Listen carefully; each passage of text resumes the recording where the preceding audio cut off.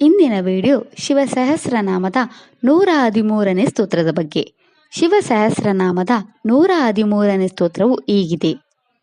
ಸ್ವರ್ಗದ್ವಾರಂ ಪ್ರಜಾದ್ವಾರಂ ಮೋಕ್ಷದ್ವಾರಂ ತ್ರಿವಿಷ್ಟಪಂ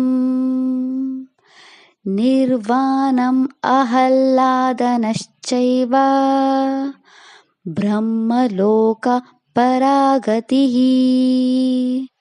ಈ ಸ್ತೋತ್ರದಲ್ಲಿ ಶಿವನ 8 ನಾಮಗಳಿವೆ.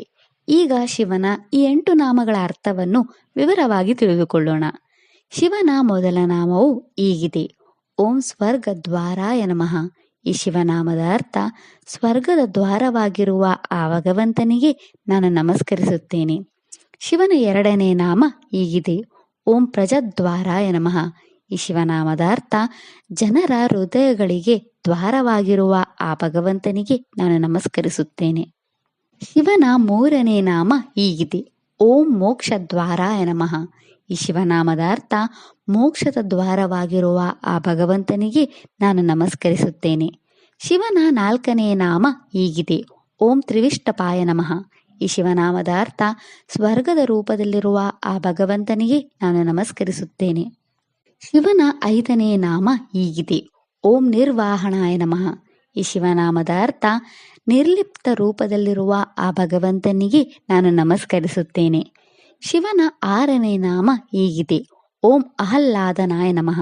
ಈ ಶಿವನಾಮದ ಅರ್ಥ ಸಂತೋಷವನ್ನು ಸೃಷ್ಟಿಸುವ ಆ ಭಗವಂತನಿಗೆ ನಾನು ನಮಸ್ಕರಿಸುತ್ತೇನೆ. ಶಿವನ 7ನೇ ನಾಮ ಹೀಗಿದೆ.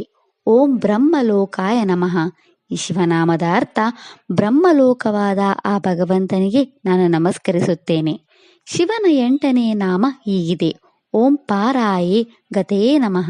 ಈ ಶಿವನಾಮದ ಅರ್ಥ ಮೋಕ್ಷಕ್ಕೆ ಉತ್ತಮ ಮಾರ್ಗವಾದ ಆ ಭಗವಂತನಿಗೆ ನಾನು ನಮಸ್ಕರಿಸುತ್ತೇನೆ. ಇದಿಷ್ಟು ಶಿವನ 8 ನಾಮಗಳ ಬಗ್ಗೆ. ನಾಳೆಯ ವಿಡಿಯೋದಲ್ಲಿ ಶಿವ ಸಹಸ್ರನಾಮದ 114ನೇ ಸ್ತೋತ್ರದ ಬಗ್ಗೆ ತಿಳಿಯೋಣ. ಓಂ ನಮಃ ಶಿವಾಯ. ಈ ವಿಡಿಯೋ ಇಷ್ಟ ಆದರೆ ಲೈಕ್ ಮಾಡಿ, ಶೇರ್ ಮಾಡಿ ಮತ್ತು ಚಾನಲ್ ಸಪೋರ್ಟ್ ಮಾಡೋಕ್ಕೆ ಸಬ್ಸ್ಕ್ರೈಬ್ ಮಾಡಿ. ಧನ್ಯವಾದಗಳು.